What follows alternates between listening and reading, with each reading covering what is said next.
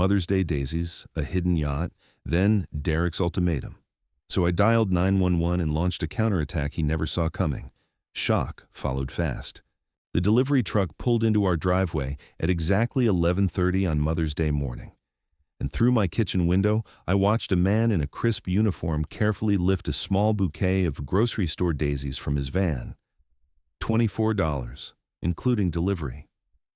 I knew because I'd seen the receipt Sarah left on her kitchen counter 3 days earlier when I was babysitting little Emma. But it wasn't the modest flowers that made my hands tremble as I poured my coffee. It was what I'd witnessed an hour before that delivery truck arrived, the massive yacht transport trailer navigating down Maple Street, escorted by 2 police vehicles, heading directly toward my son-in-law Derek's marina slip.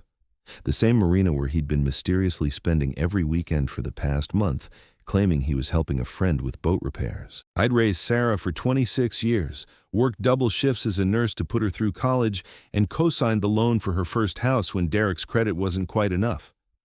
I'd been there for every milestone, every heartbreak, every triumph. And on Mother's Day, my contribution to her happiness was apparently worth exactly $24 in wilted daisies. While Derek, who'd married into our family 3 years ago with nothing but charm and big dreams, was somehow receiving a yacht that I estimated cost more than most people's homes. Something was very, very wrong. Before we continue, please subscribe to the channel and let us know where you're listening in the comments. The daisies sat in their cellophane wrapper on my kitchen counter, still unopened, as I tried to make sense of what I'd witnessed. Derek worked in sales for a mid-level electronics company. His salary couldn't possibly cover yacht payments, yacht insurance, yacht maintenance, or even yacht gas for that matter. Sarah worked part-time at a dental office while caring for Emma.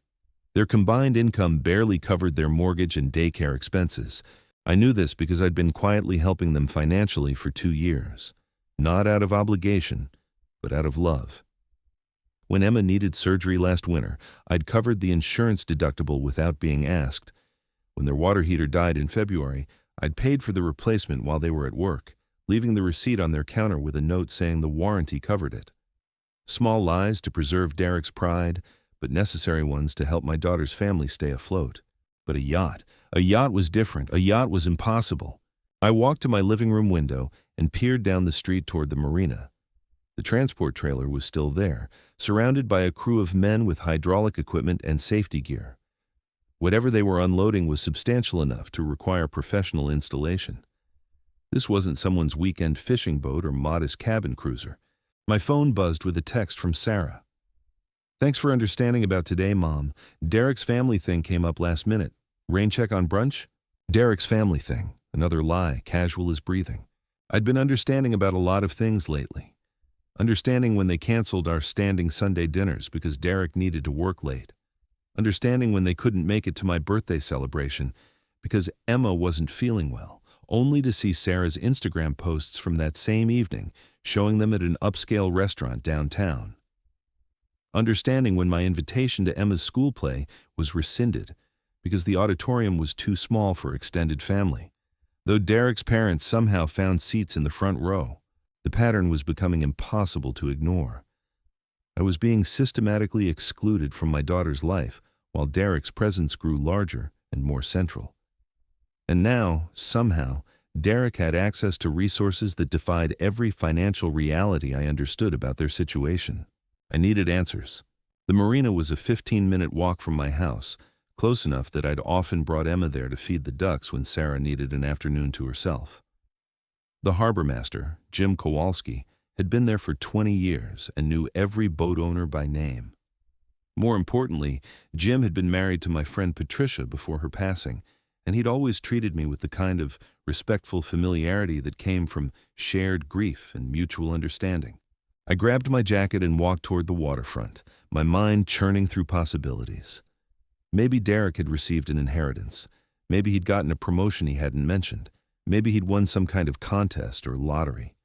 There had to be a reasonable explanation for what I'd witnessed, but deep in my stomach, that familiar maternal instinct was sending warning signals I'd learned never to ignore. The same instinct that had told me Sarah's first boyfriend was stealing from her purse. The same instinct that had warned me about the teacher who'd been giving Emma uncomfortably personal attention during parent conferences. Something was wrong, and it involved my daughter's husband and a very expensive boat. The marina buzzed with activity as I approached. The yacht transport trailer dominated the main dock, and I could see the sleek lines of what appeared to be a 40-foot cabin cruiser suspended above the water. White fiberglass gleamed in the spring sunlight, and even from a distance, I could tell this vessel represented serious money.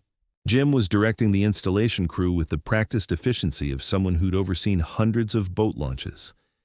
He spotted me approaching and waved, his weathered face creasing into a genuine smile.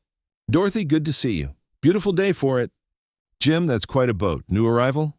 His expression shifted slightly, the professional mask slipping into something more cautious. "Yeah, belongs to Derek Matthews. Your son-in-law, right? Hell of a nice vessel. Custom interior, twin engines, all the bells and whistles."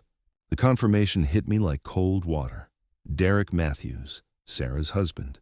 My son-in-law who complained about grocery prices and drove a 7-year-old sedan. Derek's been planning this purchase for a while, I assume?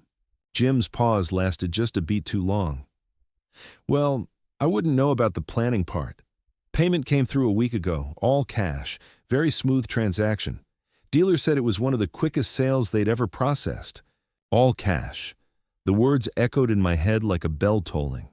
All cash for a vessel that had to cost at least $200,000, possibly more. Derek, who'd asked Sarah to pack his lunches instead of buying them at work to save money. Derek, who'd suggested they cancel their cable subscription to reduce monthly expenses. "That's wonderful for them," I managed, my voice steady despite the chaos in my thoughts. "I'm sure Sarah must be thrilled." Another pause. Jim's expression grew genuinely puzzled. "You know, that's interesting. Derek specifically requested that the boat registration and slip rental remain confidential, said he wanted to surprise the family with it later, asked us not to mention it to anyone locally." The family. As if I weren't part of the family. As if my daughter weren't part of the family. "Of course," I said carefully. "Derek does love his surprises." I watched the installation process for another 10 minutes, taking mental notes about every detail I could observe. The boat's registration numbers, the dealer's company name on the transport trailer, the model specifications visible on the hull. Information that might become important later, though I wasn't yet sure why. Walking home, my mind raced through scenarios. Derek had somehow acquired substantial cash without Sarah's knowledge. He was keeping a major purchase secret from his wife. He'd specifically requested that local marina staff not discuss the boat with family members. And he'd scheduled this delivery for Mother's Day, when he knew I'd be alone and Sarah would be busy with their fabricated family emergency. The daisies were still sitting on my counter when I returned, their cheerful yellow faces now seeming almost mocking in their simplicity. $24 for the woman who'd raised his wife and regularly supported their household. Hundreds of thousands for a toy he was hiding from everyone. I opened my laptop and began researching yacht dealers in the region, cross-referencing the company name I'd memorized from the transport trailer. Within 30 minutes, I'd found the dealership's website and located the specific model I'd witnessed being delivered. The base price was $280,000 before options and customizations. Derek had somehow acquired nearly $300,000 in cash and spent it on a secret yacht while accepting financial assistance from his mother-in-law for basic household expenses. The implications were staggering, but what terrified me most wasn't Derek's mysterious windfall or his deception. It was the systematic way I was being excluded from Sarah's life, coinciding perfectly with Derek's apparent financial transformation. As if my presence had become inconvenient now that he no longer needed my help. As if I'd served my purpose and was now being discarded. My phone rang, jarring me from these dark thoughts. Sarah's name appeared on the screen, and I answered with forced cheerfulness. "Hi, sweetheart." "Mom, I just wanted to make sure you got the flowers. I know they're not much, but with everything going on lately, money's been really tight." Money's been really tight, while her husband was taking delivery of a yacht that cost more than most people's homes. "They're beautiful, Sarah. Thank you." Derek felt terrible about having to cancel today, but his dad needed help with some urgent family business. You know how it is. No, I thought. I really don't know how it is. Because apparently, I don't know anything that's actually happening in your life anymore. Of course I understand. Family comes first. You're the best mom. I don't know what we'd do without you. But you're about to find out, I thought as I watched another crew member secure dock lines to Derek's secret yacht. Because something tells me my usefulness to this family is about to expire. After hanging up with Sarah, I sat in my kitchen staring at those wilted daisies, my mind spinning with questions that demanded answers. Derek's mysterious yacht wasn't just expensive. It was impossible. And the timing felt deliberate, calculated even. Mother's Day delivery while I was supposed to be safely distracted by a canceled brunch and a $24 consolation prize. I needed to understand how a man who borrowed sugar from neighbors and clipped grocery coupons had suddenly acquired yacht money. More importantly, I needed to understand why he was keeping it secret from my daughter. The next morning, I drove to Derek's workplace under the pretense of surprising him with leftover Mother's Day cake. Morrison Electronics occupied a modest strip mall office between a nail salon and a tax preparation service. Not exactly the kind of operation that generated yacht buying bonuses. The receptionist, a young woman with tired eyes and a nameplate reading Jennifer, looked up from her computer with practiced politeness. "I'm here to see Derek Matthews. I'm his mother-in-law, Dorothy." Her expression shifted slightly. "Oh, Derek doesn't work here anymore. He left about 6 weeks ago." 6 weeks ago. The timeline hit me like a physical blow. 6 weeks ago, when he'd started spending every weekend at the marina, claiming to help a friend with boat repairs. 6 weeks ago, when the canceled dinners and mysterious family emergencies had begun. "I must have misunderstood," I said carefully. "Do you know where he went?" Jennifer glanced around the empty reception area before leaning forward conspiratorially. "Between you and me, it was pretty sudden. One day he was here, the next day his desk was cleaned out. Management didn't say much, but there were some concerns about client accounts. Client accounts. The phrase hung in the air like smoke from a house fire. What kind of concerns? She hesitated, then seemed to decide I deserved the truth. Look, I probably shouldn't say this, but Derek handled some of our biggest corporate clients, high-end security systems, expensive installations. Payments would come in, and then there were discrepancies in how they were processed. Nothing was ever proven, but management decided it was better to part ways quietly.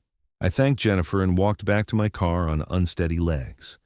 Derek hadn't just quit his job, he'd been fired under suspicious circumstances involving client money. And somehow, despite losing his primary source of income, he'd acquired enough cash to buy a yacht. The pieces were forming a picture I didn't want to see. That afternoon, I called my nephew Marcus, who worked in financial crimes for the state attorney's office. We'd always maintained a close relationship, especially after his mother passed, and I trusted his judgment completely. "Marcus, I need some advice about a delicate family situation." "What's going on, Aunt Dorothy?" I explained everything I'd discovered, carefully omitting names while providing enough detail for him to understand the scope of the problem. Marcus listened without interruption, his prosecutorial training evident in the focused silence. "This person," he said finally, "who lost their job under suspicious circumstances and then made a large cash purchase. Are they married?" "Yes, with a young child." "And the spouse doesn't know about either the job loss or the expensive purchase?" "That's correct." Marcus was quiet for a long moment. "Aunt Dorothy, what you're describing sounds like someone who's either involved in something illegal or is about to be. The secret keeping, the cash transactions, the timing around a job loss involving financial irregularities. These are red flags we see all the time in fraud cases." My hands went cold around the phone. What kind of fraud? Could be embezzlement from the former employer, money laundering for someone else, or involvement in some kind of scheme that generates quick cash. The yacht purchase is particularly concerning because boats are commonly used to move money or assets offshore. The implications crashed over me like a wave. Derek wasn't just keeping secrets from Sarah, he was potentially involving her in something criminal. And she had no idea. What should someone in this situation do? "Document everything," Marcus said immediately. "Dates, amounts, any evidence of the purchases or transactions. And seriously consider whether the spouse needs to be warned, because if this person gets arrested, the assets could be seized, including joint property." After ending the call, I walked through my house like a ghost, seeing everything differently. The photos of Sarah and Derek's wedding, where he'd charmed everyone with his ambitious plans and infectious optimism. The pictures of Emma's first birthday party, where Derek had insisted on an expensive celebration that I'd helped fund. The Christmas gifts he'd given that had seemed generous at the time but now appeared suspicious in their extravagance. How long had he been planning this? How long had he been using my financial support to maintain appearances while secretly accumulating wealth through questionable means? My phone buzzed with a text from Sarah. Derek got called away on business. Can you watch Emma tonight? I know it's last minute. Business? What business? He didn't have a job. I typed back immediately. Of course, I'll be right over. Sarah's house felt different when I arrived that evening. She looked exhausted, dark circles under her eyes that makeup couldn't quite hide. Emma ran to me with her usual enthusiasm, but even she seemed subdued. Rough day? I asked Sarah as she gathered her purse and keys. Derek's been stressed about work lately. This new opportunity requires a lot of travel and the hours are crazy.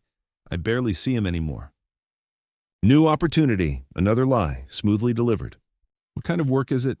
Sarah paused, and I caught a flicker of uncertainty in her expression. Some kind of consulting, high-end security systems for commercial clients. It's very technical, and honestly, I don't really understand the details. The same field Derek had worked in at Morrison Electronics, the same field where client accounts had gone missing. After Sarah left, I tucked Emma into bed and began a careful examination of the house I'd helped them buy. Nothing seemed obviously different, but I noticed small changes. New electronics, Derek had claimed, were work-related. Expensive wine in the kitchen that Sarah said was a gift from Derek's new clients. Designer clothes hanging in their closet with tags from stores they couldn't normally afford. Evidence of money flowing in from somewhere, carefully disguised as work perks and client gifts. In Derek's home office, I found business cards for a company I'd never heard of, Pinnacle Security Solutions. The address was a post office box, and the phone number went straight to voicemail. But what caught my attention was a leather portfolio partially hidden under some papers, containing what appeared to be client contracts and payment schedules. I photographed several pages with my phone, my hands shaking as I realized the dollar amounts involved.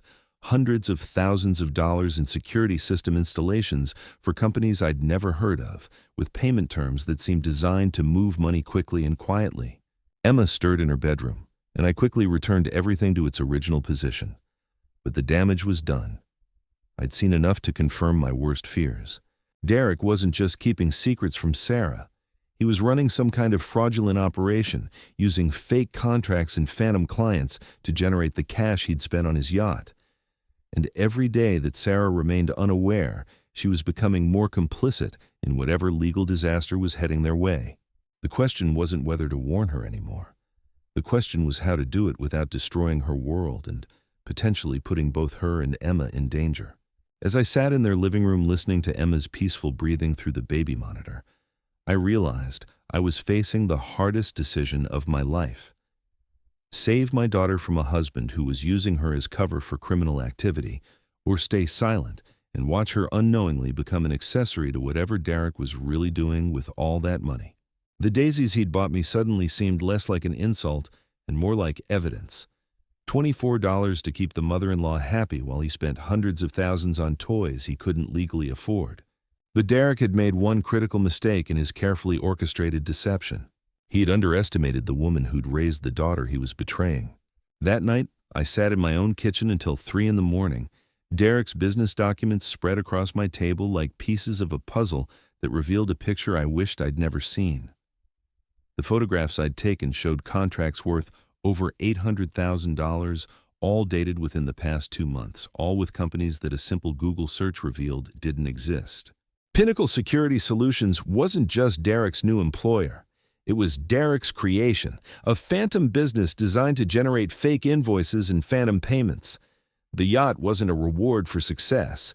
It was purchased with stolen money, laundered through a web of fictitious transactions that would make any prosecutor's case remarkably simple to prove. My daughter was living with a criminal, and she had no idea. I made coffee with hands that hadn't stopped shaking since I'd left Sarah's house. Outside my kitchen window, the marina lights twinkled in the distance, and I could almost make out the silhouette of Derek's floating evidence. Every morning Sarah woke up in that house. Every day she went to work believing her husband was building their future. She was one step closer to the moment when federal agents would arrive with search warrants and arrest papers. The thought of Emma witnessing her father being led away in handcuffs made my chest tighten with panic. I'd raised Sarah to trust people, to see the good in everyone, to believe that love could overcome any obstacle. Those lessons had served her well until she married a man who'd turned her generous heart into a weapon against herself. Derek had counted on her trusting nature, her reluctance to question his explanations, her desire to believe that their financial struggles were finally ending. But I hadn't raised a fool. I'd raised a woman strong enough to handle the truth, even when that truth would shatter everything she thought she knew about her life. The question was how to present evidence of her husband's crimes without making her feel like I'd been spying on her family. How to explain that the man she'd pledged her life to was using their home as headquarters for a fraud operation that could send him to federal prison for decades. At 6 a.m, I called Marcus again. I need to know exactly what legal exposure someone faces when their spouse commits financial crimes without their knowledge. Marcus's voice carried the weariness of someone accustomed to early morning crisis calls. Depends on several factors. If the spouse genuinely had no knowledge and didn't benefit directly from the criminal proceeds, they might avoid prosecution. But they could still lose everything through asset forfeiture. Everything? A house, cars, bank accounts, anything purchased with or connected to the illegal funds. The government seizes assets first and sorts out innocent ownership claims later. It's a process that can take years and cost more in legal fees than most people can afford. I thought about Sarah's house, the one I'd co-signed for, furnished with money Derek had probably stolen. Emma's college fund, which Derek had been contributing to with what I now knew were fraudulent earnings. Their entire life, built on a foundation of crimes that would collapse the moment law enforcement discovered what Derek had been doing. How long does someone typically have between when the investigation starts and when arrests are made? Could be weeks, could be months. Depends on how sophisticated the operation is and whether other agencies are involved. But Aunt Dorothy, if you know someone in this situation, they need legal representation immediately. Not tomorrow, not next week. Today. After ending the call, I drove to Sarah's house with a plan that terrified me, but felt like the only option that might save my daughter and granddaughter from the disaster Derek had created. Sarah answered the door in her scrubs, getting ready for her morning shift at the dental office. Emma was eating cereal at the kitchen table, chattering about a field trip her preschool class was planning. The picture of domestic normalcy made what I had to do even harder. "Mom, what are you doing here so early?" "We need to talk, sweetheart, about Derek's new job." Something in my tone made her freeze. Emma continued eating her cereal, oblivious to the tension that suddenly filled the room. "What about his job?" I sat down across from her at the kitchen table, the same table where I'd discovered Derek's fake business cards the night before. "Sarah, Derek doesn't work for Pinnacle Security Solutions. He created that company. The contracts, the clients, the payments, none of it's real." Her face went through a series of expressions: confusion, disbelief, then something that looked like relief. "Mom, that's impossible. I've seen his paychecks. He's been bringing in more money than he ever did at Morrison Electronics." "Where do you think that money came from?" The question hung between us like smoke. Sarah's eyes darted around the kitchen, taking inventory of recent purchases she'd attributed to Derek's success. The new refrigerator, Emma's expensive new tablet, the designer purse Derek had surprised her with last week. He told me he landed some major clients, corporate security installations worth hundreds of thousands of dollars. I pulled out my phone and showed her the photographs I'd taken. "These are the contracts from his office. Every single company listed is fake. I spent 3 hours last night verifying addresses, phone numbers, business registrations. None of these clients exist." Sarah stared at the screen, her face growing paler with each contract she examined. "But the money, the payments he's been getting, has to be coming from somewhere else, somewhere illegal." Emma finished her cereal and announced she needed to brush her teeth before school. Sarah mechanically helped her down from her chair, going through the motions of normal morning routine while processing information that was dismantling her understanding of reality. When Emma was safely upstairs, Sarah collapsed into her chair like someone had cut her strings. "How long have you known?" I started suspecting yesterday when I saw them delivering Derek's yacht. His what? The word yacht hit her like a physical blow. Sarah's mouth opened and closed soundlessly as she processed this new revelation. A 40-foot cabin cruiser, delivered to his slip at the marina on Mother's Day morning, cost approximately $280,000, paid for in cash. Sarah's hands went to her face. Oh my God, what has he done? I moved my chair closer to hers, taking her hands in mine. Whatever it is, we're going to figure this out together. But Sarah, you need to understand how serious this could be. If Derek's been stealing money or running some kind of fraud operation, you could lose everything. The house, your bank accounts, Emma's college fund, everything connected to illegal money can be seized by the government. But I didn't know. I had no idea he was doing anything wrong. That might protect you from criminal charges, but it won't protect your assets.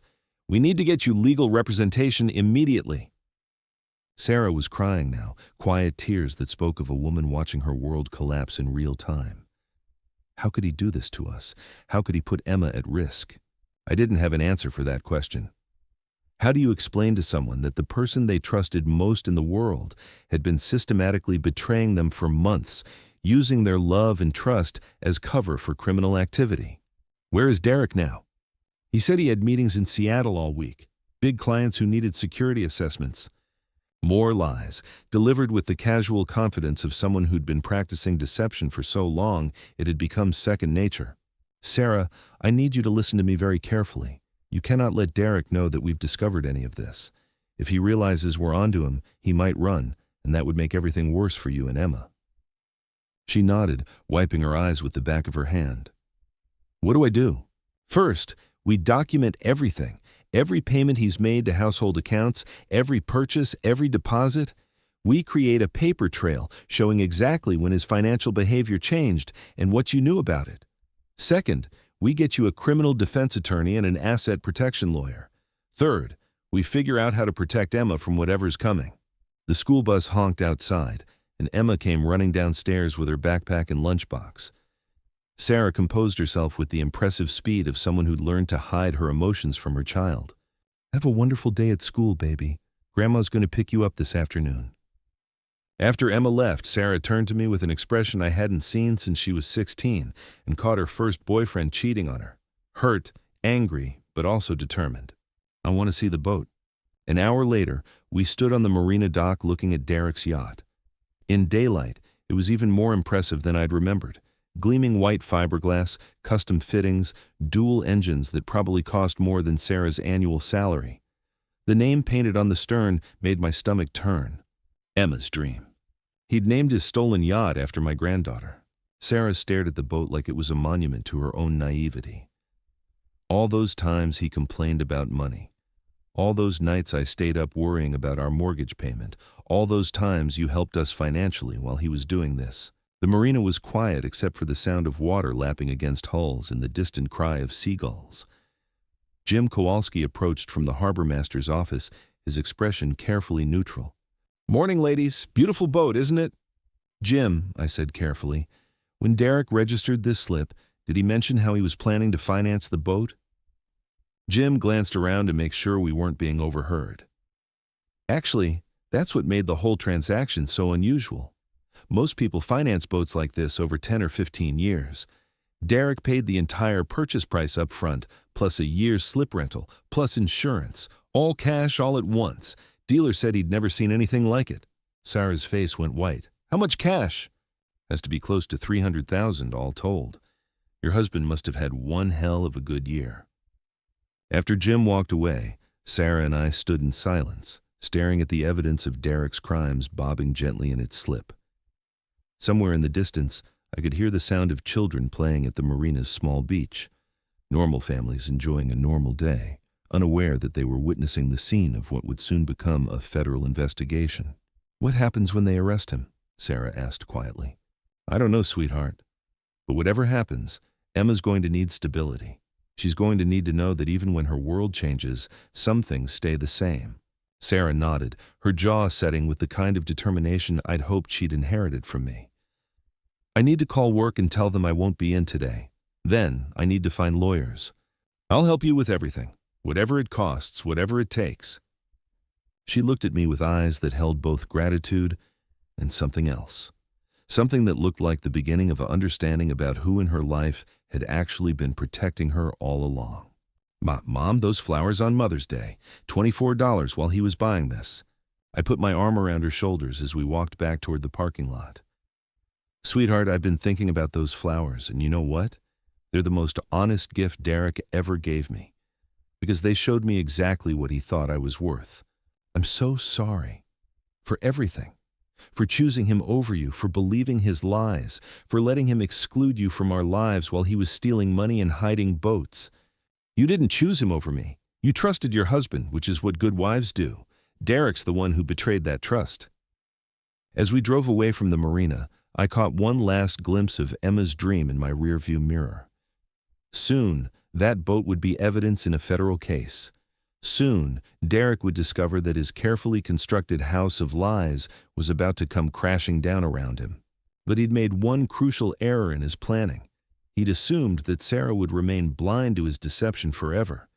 He'd counted on her trusting nature, her desire to believe in their happily ever after, her reluctance to question the sudden improvement in their financial situation. What he hadn't counted on was the woman who'd raised Sarah to be strong enough to handle any truth, no matter how painful. The same woman who'd been systematically excluded from their lives just as Derek's criminal activity was reaching its peak. Derek had been very careful about timing his deception, but he'd forgotten that mothers have their own timing, and mine was about to become his biggest problem. That afternoon, while Sarah met with lawyers and tried to unravel the legal maze Derek had created, I picked up Emma from school and took her for ice cream. She chattered excitedly about her day, completely unaware that her world was about to change forever. Her innocence made my chest ache with protective fury. "Grandma, why was Mommy crying this morning?" I chose my words carefully, stirring my coffee while Emma demolished a sundae bigger than her head. Sometimes grown-ups have difficult problems to solve, sweetheart, but crying helps us feel better so we can be strong. "Is Daddy coming home tonight?" The question hit harder than I'd expected. "I don't know, honey, but whatever happens, you'll always be safe and loved." Emma nodded solemnly, then returned to her ice cream with the resilience that only children possess. She had no idea that her father's crimes had just made her the potential victim of asset seizure, that the college fund he'd been contributing to was built on stolen money, that the house she'd lived in her entire life might soon belong to the federal government. My phone buzzed with updates from Sarah throughout the afternoon. The criminal defense attorney had been blunt about the situation's severity. Asset forfeiture was almost inevitable if Derek was arrested. The house, cars, bank accounts, everything connected to the fraudulent money could be seized. Sarah might avoid criminal charges if she could prove genuine ignorance, but proving innocence and protecting assets were entirely different challenges. The asset protection lawyer had been even more direct. Sarah needed to establish financial independence immediately. Separate bank accounts, documentation of her legitimate income, evidence that she'd been unaware of Derek's activities. Every day that passed without action made her position weaker. But the most chilling news came from Marcus, who'd agreed to make some unofficial inquiries through his law enforcement contacts. Derek's name had appeared in connection with an ongoing federal investigation into commercial fraud. Multiple agencies were involved. Arrests were likely within weeks, not months. When Sarah arrived to pick up Emma that evening, she looked like she'd aged years in a single day. But there was something different about her posture, something that reminded me of the determined little girl who'd once insisted on climbing the tallest tree in our backyard despite everyone's warnings about the danger. "The lawyers want to meet with you tomorrow," she said as Emma gathered her backpack and jacket. "They need to understand the full scope of Derek's deception, including how it affected you." "What did you tell them about the financial help I've been providing?" "Everything. The co-signed mortgage, the utility payments, the emergency expenses you covered. They said it might actually help establish that Derek was living beyond his legitimate means." After Emma was buckled into her car seat, Sarah turned to me with an expression that mixed gratitude with something harder to define. "Ma for her. Mom, I keep thinking about all the times Derek suggested we should spend less time with you. All the canceled dinners, the missed holidays, the way he gradually made me feel like choosing between you and him. I thought he was just trying to establish independence as a couple. And now? Now I think he was isolating me from the one person who might have recognized what he was doing. The realization settled between us like a physical weight. Derek hadn't just been stealing money and hiding assets. He'd been systematically removing me from Sarah's life because my presence represented a threat to his deception. The woman who'd co-signed their mortgage, who knew their real financial situation, who'd been quietly supporting their household for years, was the last person Derek wanted asking questions about his sudden success. Sarah, there's something else we need to discuss. If Derek realizes we've discovered his activities, what do you think he'll do? She was quiet for a long moment, watching Emma sing to herself in the back seat. I think he'll run. He's been building relationships with clients in different cities, always talking about opportunities in other states. I think he's been preparing an exit strategy. Which means we might not have weeks, we might have days. That night, I couldn't sleep. Every creak of my house settling, every car that passed on the street, every normal sound of evening seemed loaded with potential threat. Derek was scheduled to return from his fake Seattle business trip on Wednesday. It was now Monday night. In less than 48 hours, he'd walk back into that house, expecting to find his trusting wife and his comfortable deception intact. Instead, he'd find a woman who'd spent the day with lawyers, preparing for the collapse of everything he'd built on stolen money. I'd seen Derek's temper exactly once, during Emma's second birthday party when another child had knocked over the expensive cake he'd insisted on ordering. The flash of rage in his eyes had been quickly controlled, smoothed over with apologies and charm, but I'd recognized something dangerous in that moment, something that suggested Derek's pleasant facade concealed a man capable of much darker impulses when his carefully constructed world was threatened. Sarah and Emma were alone in that house with evidence of Derek's crimes scattered throughout his office. If he suspected discovery, if he felt cornered, what might he do to protect himself? At 2 a.m, I made a decision that would have seemed impossible just days earlier. I called the police. The dispatcher was professional, but skeptical when I tried to explain my concerns without revealing details about an ongoing federal investigation. Ma'am, has anyone made specific threats against your daughter or granddaughter? Not yet, but I believe they're in potential danger from her husband, who may be involved in criminal activity. Has there been any domestic violence in the past? No, but circumstances have changed dramatically. He's about to discover that his criminal activities have been exposed. The dispatcher's tone softened slightly. I understand your concern, but without evidence of immediate threat or past violence, we can't take preemptive action. If the situation changes, if anyone feels threatened, call us immediately. I hung up feeling more helpless than I'd felt since Maria's cancer diagnosis. Law enforcement couldn't act on potential danger. The lawyers couldn't protect Sarah from physical harm. The federal investigation was proceeding on its own timeline, regardless of my family's immediate safety needs. But I could act. Tuesday morning, I drove to Sarah's house with a suitcase and a plan that felt both necessary and terrifying. Mom, what are you doing? I'm staying here until Derek comes home. You and Emma shouldn't be alone when he discovers what we know. Sarah's initial protest died when she saw my expression. 26 years of motherhood had taught me to recognize when negotiation was pointless and action was required. What if he gets violent? Then at least you won't face it alone, and Emma will have someone to call for help if needed. I spent Tuesday afternoon making subtle preparations that I hoped would never become necessary. I memorized the location of every phone in the house. I identified the fastest route from any room to Emma's bedroom. I programmed emergency numbers into my phone with single-digit speed dial. I even researched the response time for local police and paramedics from Sarah's address. By evening, Sarah's nervousness was affecting Emma, who kept asking why Grandma was having a sleepover on a school night. We maintained as much normal routine as possible, but the tension in the house was thick enough to cut. Derek called at 8:30, his voice cheerful with the casual confidence of someone who believed his deception remained intact. Hey babe, how's everything going? I watched Sarah's face as she forced normalcy into her voice. Fine. Emma's getting ready for bed. Mom's here visiting. A pause that lasted just a beat too long. Your mom's there? She stopped by this afternoon and decided to stay for dinner. You know how she likes spending time with Emma. Another pause. Derek's radar for disruption was apparently more sensitive than Sarah had anticipated. "Is everything okay? You sound stressed." "Just tired, long day at work." "Well, I'll be home tomorrow evening.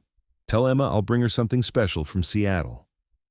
After Sarah hung up, we looked at each other with the shared understanding that Derek had sensed something wrong. His questions had been too pointed, his tone too carefully controlled. "He knows," Sarah whispered. "Maybe, or maybe he's just naturally suspicious because he knows what he's been hiding." Either way, tomorrow would bring the confrontation that would determine whether our family survived Derek's betrayal intact or whether his crimes would destroy everything we'd tried to protect. I spent that night in Sarah's guest room, staring at the ceiling and listening to the sounds of a house that might soon become a crime scene. In less than 24 hours, Derek would walk through that front door expecting to find his comfortable lies undisturbed.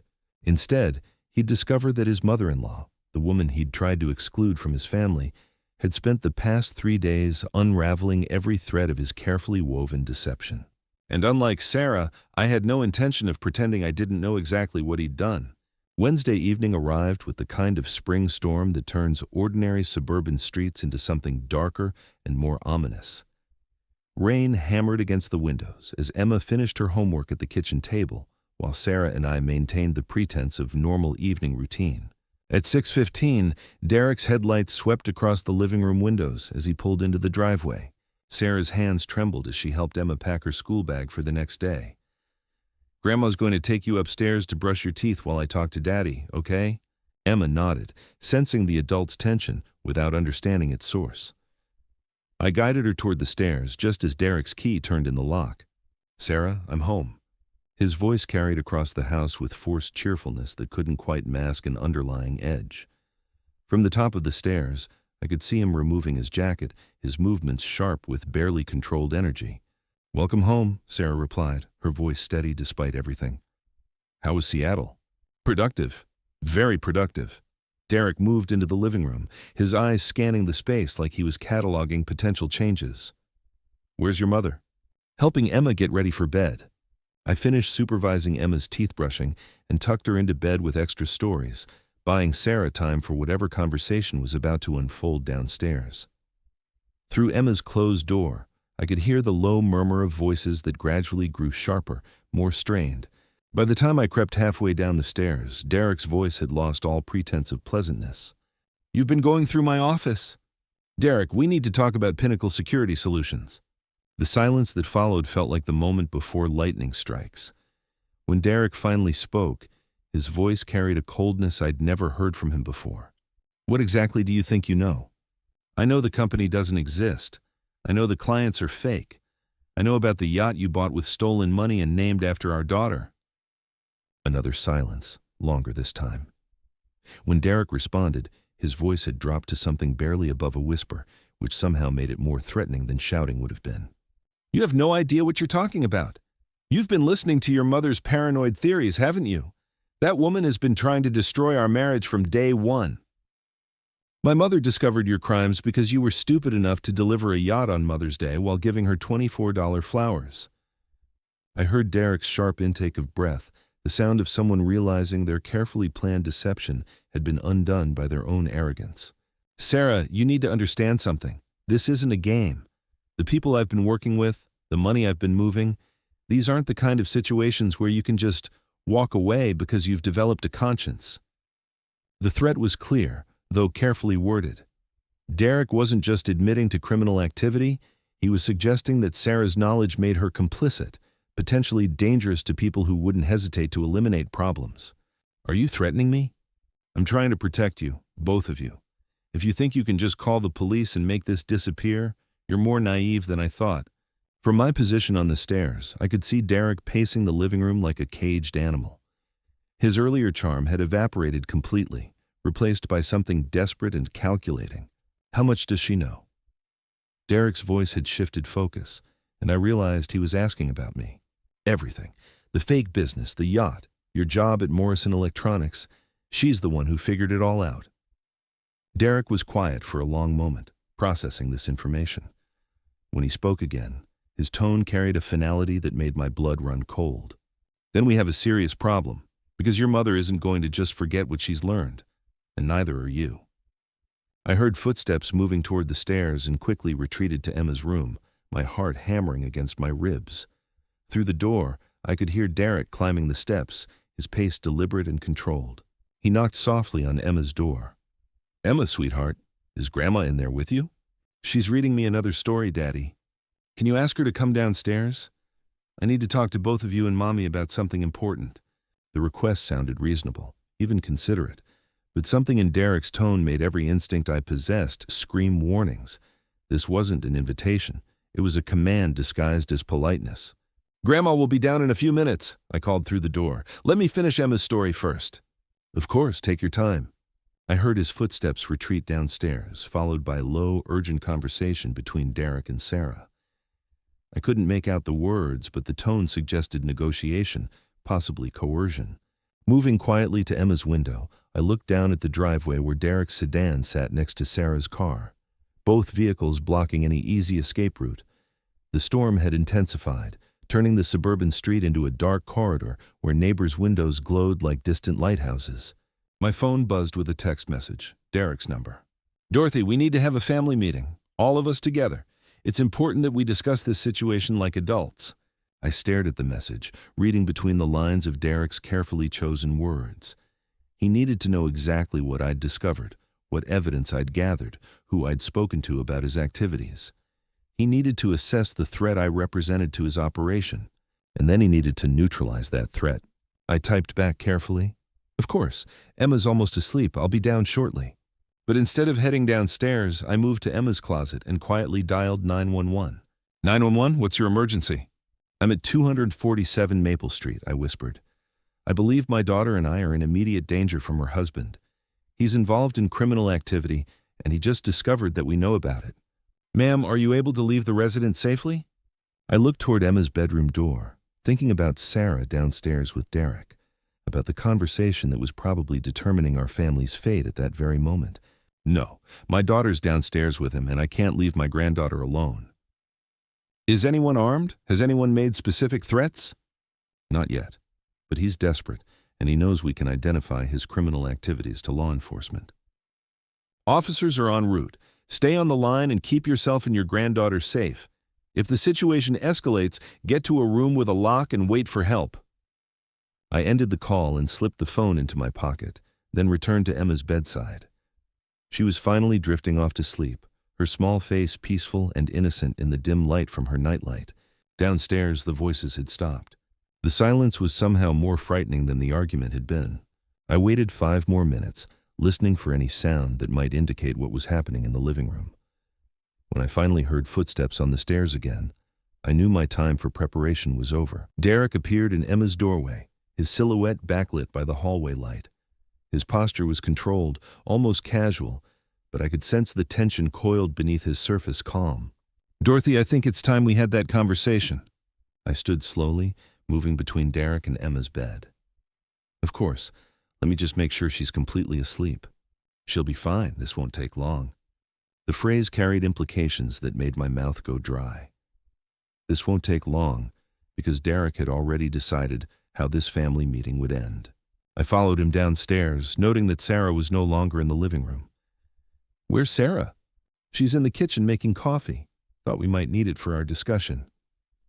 But as we entered the living room, I could see Sarah through the kitchen doorway. She wasn't making coffee. She was sitting at the kitchen table, her hands flat on the surface, her posture rigid with fear. Derek had already had his private conversation with my daughter, and whatever he'd told her had terrified her into complete compliance. Now it was my turn to learn exactly what Derek was prepared to do to protect his secrets. Derek gestured toward the couch with false courtesy. His businessman's smile stretched tight across features that no longer looked familiar. "Please, make yourself comfortable. We have quite a bit to discuss." I remained standing, every maternal instinct screaming warnings about the man I'd welcomed into our family 3 years ago. Through the kitchen doorway, Sarah sat motionless at the table, her face pale as winter moonlight. "Derek, before we begin this conversation, I want you to understand something very clearly. Multiple people know exactly what I've discovered about your activities. My nephew Marcus, who works for the state attorney's office, the lawyers Sarah consulted today, Jim Kowalski at the marina, who documented every detail of your yacht purchase. Derek's smile faltered slightly, but he recovered with impressive speed. Dorothy, I think there's been a significant misunderstanding about my business operations. The consulting work I've been doing is completely legitimate, just more complex than Sarah initially understood. The consulting work for companies that don't exist. The companies exist. They're simply structured as limited liability partnerships with privacy protections for high net worth clients who require discretion. His explanation sounded rehearsed, polished by repetition. How many times had Derek practiced these justifications, preparing for the moment when his deception would be challenged? And the yacht you purchased with cash while Sarah worried about grocery money? Derek's jaw tightened almost imperceptibly. That was a business investment, entertainment expenses for client meetings. The IRS allows substantial deductions for business vessels when they're used for legitimate commercial purposes. Every lie rolled off his tongue with the smooth confidence of someone who'd been crafting this narrative for months. But underneath the polished surface, I could see something harder, more dangerous. Derek, I've seen the contracts in your office. I've verified that none of your supposed clients have valid business registrations. I know about your termination from Morrison Electronics and the concerns about missing client funds. That night changed everything. Derek's elaborate scheme collapsed like a house of cards the moment police arrived, finding him with a suitcase full of cash and airline tickets to the Cayman Islands. The federal investigation had been closing in for weeks, just as Marcus had warned. Sarah and Emma were protected because we'd acted quickly, documenting everything and establishing their innocence before Derek could drag them down with him. The yacht was seized, along with everything else purchased with stolen money. But Sarah kept the house we'd worked so hard to save, and more importantly, she kept her freedom. Those $24 daisies Derek bought me turned out to be the most expensive flowers in history because they revealed the truth about a man who thought a mother's love could be bought and discarded at will. He was wrong.